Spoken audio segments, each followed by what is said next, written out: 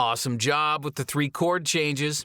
As mentioned earlier, a lot of songs consist of only 3 or 4 chords. So once you get a hang of changing between all open chords, there are thousands of songs that you can play.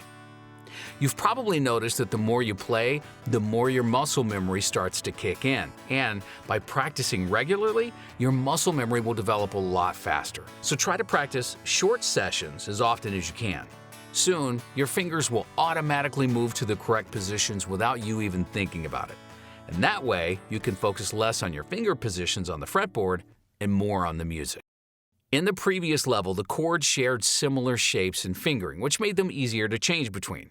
However, some chord changes are a bit more challenging and require you to move every finger.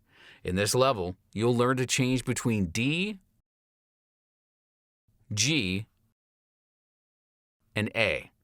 Although none of these chords share similar shape or fingering, there are some tricks here. For example, this is an alternative grab for G.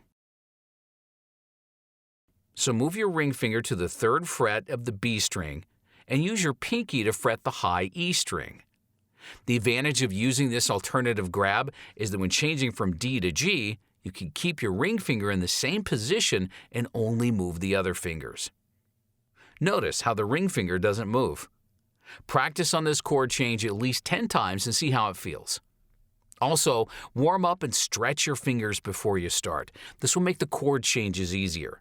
One warm-up exercise is to stretch your fretting hand like this. Clench your fretting hand, then release and stretch out your fingers as far as possible. Repeat 10 times. Good luck.